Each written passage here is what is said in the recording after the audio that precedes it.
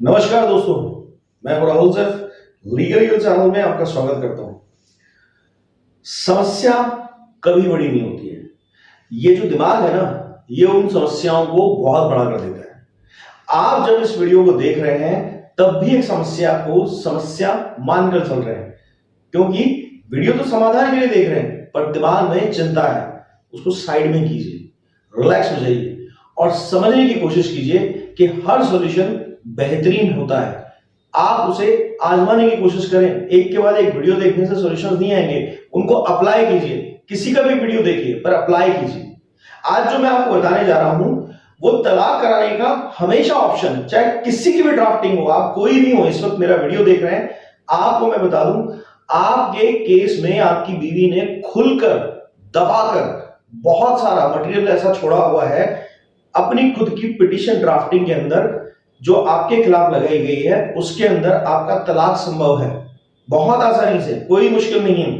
कुछ ना कुछ कहीं ना कहीं से मिल जाएगा इस वीडियो को देखते देखते, या फिर इसको देखने के बाद आप खुद उसमें से कुछ आइडिया निकाल लेंगे।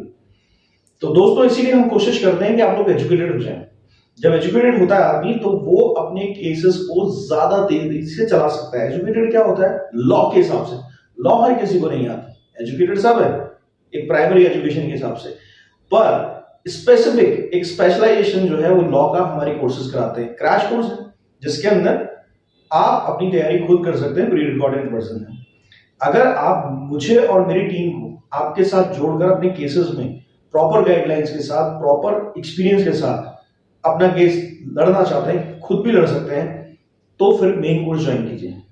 उसमें आपको हम अपने अनुभव देंगे, एक्सपीरियंस देंगे, पूरा डेटा और रिसर्च देंगे। आपको सिर्फ अपने केसेस में परफेक्शन के साथ लड़ना है, यानी जो आप खुद करेंगे उसमें पता नहीं कितना टाइम लग जाएगा अगर आप खुद अपनी तैयारी करेंगे तो, पर हम आपको तुरंत हर चीज का हल दे सकते हैं अपने कोर्सेज के थ्रू।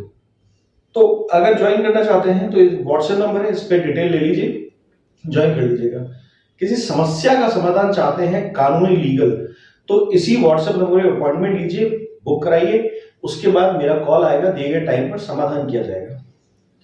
देखिए, पहले मैं बता दूं, कुछ संभावनाएं ऐसी होंगी जब आप सुनने के बाद आएंगी, और कुछ संभावनाएं ऐसी होंगी जब सुनने के बाद समझ में आने लगेगा तो उसके आगे जोड़ेंगे।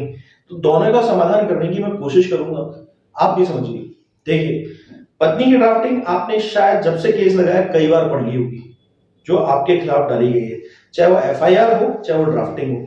अब आप अगर उसके अंदर पॉइंट्स देखेंगे तो जनरली क्या होता है, पत्नी आपके रिश्तेदारों को पार्टी बना लेती है। अब जब रिश्तेदारों को जो पार्टी बनाया जाता है तो आप बिना क्वेश्चन कराए भी ये पूरा हिसाब किताब बना सकते हैं, आराम से चैलेंज कर सकते हैं केस को प्राइमा फेसी वैल्यू पे, क्योंकि रिश्तेदार आपके शेयर हाउस होल्ड में नहीं है, तो प्राइमा फेसी वैल्यू पे चीज साबित हो रही है। अब आप कहेंगे सर पुलिस ने तो उनका नाम लिखा है और ये चीज कहा भी नहीं कि शेयर हाउस होल्ड है। कोई बात नहीं, आप तो दिखाइए ना कि हम तो यहाँ रह रहे हैं, आप अपने सबूत लेके, और जो वहां पर पुलिस ने गलती की है या फिर पत्नी ने डीवी में 125 में उनका नाम लिखवाया है, तो जो गलती की है आप वहां पे दिखा सकते हैं। 498 से लेके हर जगह पर शेयर हाउस होल्ड इंपॉर्टेंट है।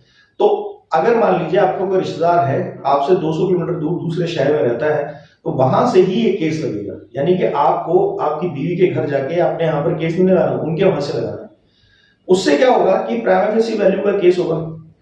कोर्ट जो है वहां की आदेश करेगी कि हाँ साहब अगर ऐसा है तो पुलिस से वेरीफाई कर लीजिए, और ज्यादा बेहतर अगर कुछ करना है तो आरटीआई से पुलिस को कह दीजिए कि क्या आपने इनके शेयर हाउस होल्ड का, जो भी आपकी सो एंड सो पार्टी जो रिश्तेदार है, इनका वेरीफाई किया था कि शेयर हाउस होल्ड पे रहते नहीं रहते। पुलिस का सीधा जवाब होगा नहीं, हमें जैसा पत्नी ने बताया हमने वैसे लिख दिया। तो ये भी आपके लिए पर्याप्त है।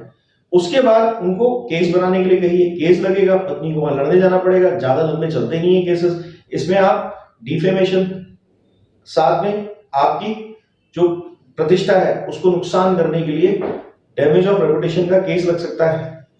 उसके अलावा क्रिमिनल कॉन्स्पिरेसी का केस लग सकता है। अगर क्रिमिनल केस लगाया जैसे 498 होता है, 376 होता है, तो उसमें उनको डाल सकते हैं।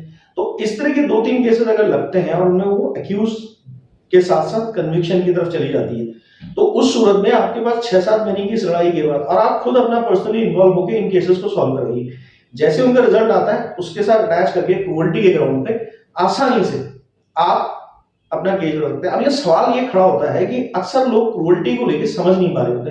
हर एक चीज जो पति पत्नी को एक दूसरे के धर्म यानी साथ रहने का जो धर्म है, परिवार बसाने का, गृहस्थी चलाने का जो धर्म है, उससे बाहर जाके जो भी गलतियां हैं, जैसे पत्नी पति की बदनामी कर रही है, सोसाइटी में उसकी इज्जत उछाल रही है, उसको जगह जगह उसके रिश्तेदारों में बदनाम कर रही है, या फिर उसके वर्किंग प्लेस पे जाकर उसके साथ हंगामा खड़ा कर रही है, उसके केसेस के लिए बकायदा ऑनलाइन बराबर बदनामियां कर रही है, अपनी तरफ से उसको डिफेम कर रही है, इस तरह की भी कोई चीज हुई है तो क्रूरल्टी के ग्राउंड्स पे आएगा। तो ऐसा बिल्कुल मत सोचिए कि साहब जो 13A में लिखा हुआ है वही क्रूरल्टी होगा और उसी क्रूरल्टी के ग्राउंड पे क्रूरल्टी कुछ भी हो सकती है।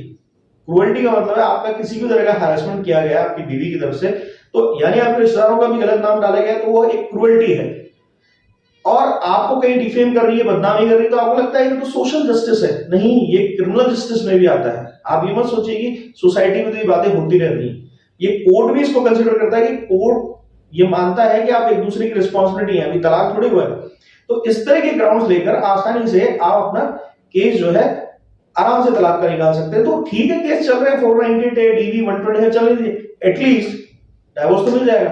अब मजे की बात ये आती है, अक्सर जब हम इस तरह की सलाह देते हैं तो कई लोग क्या करते हैं, कहीं और भी जाकर डिस्कस करते हैं, तब कहते हैं साहब तलाक इस तरह से हो जाएगा।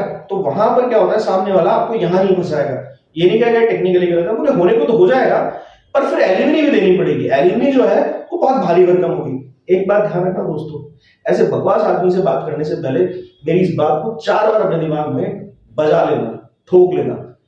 क्रूरल्टी ग्राउंड पर अगर आपको डाइवोर्स मिल रहा है तो पत्नी एलिमनी लेने की हकदार नहीं होती। आप उसके लिए बकायदा लड़ सकते हैं, आप बकायदा उसको खारिज करवा सकते हैं अगर ऑर्डर कोर्ट ने कर भी दिया डाइवोर्स दे देते। कई बार वर्बली भी दबाव बनाया जाता है कि साहब हम डाइवोर्स तो दे देंगे, बनता भी आपका डाइवोर्स, पर एलिमनी कितनी दोगे? बोले साहब आप ऑर्डर कर दो। कोई जज कभी भी एलिमनी का ऑर्डर जनरली नहीं करते, वो हमेशा सहमति दिखाते हैं कि आप देना चाहते हैं। आप कह दीजिए, आप ऑर्डर कर दीजिए, अगर आप नहीं करेंगे तो मैं आगे इसके लिए अपील कर दूंगा।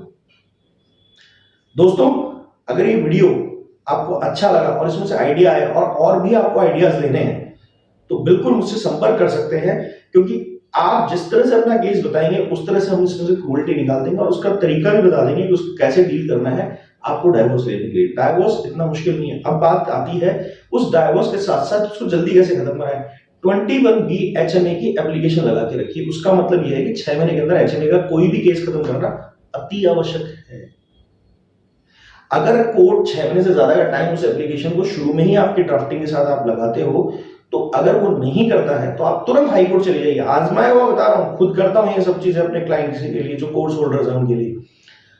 वहां जाते हैं, एक दिन की हेयरिंग होती है, कोई वकील के साथ मत जाइए, कोई खर्चा मत कीजिए, खुद जाइए, अपनी एप्लीकेशन लगाइए, सुनवाई होती है, तुरंत ऑर्डर हो जाता है स्पीडी ट्रायल के लिए। और स्पीडी ट्रायल के लिए जब होता है तो 21B के अंदर ही होता है। कोशिश कीजिए 2-3 महीने का, आप भी अपनी तरफ से कोर्ट को कहिए कि साहब 2-3 महीने का ही इसके अंदर टाइम दीजिएगा, क्योंकि ऑलरेडी 6 महीने कंज्यूम हो चुके हैं, तो लिमिट तो क्रॉस हो गई है।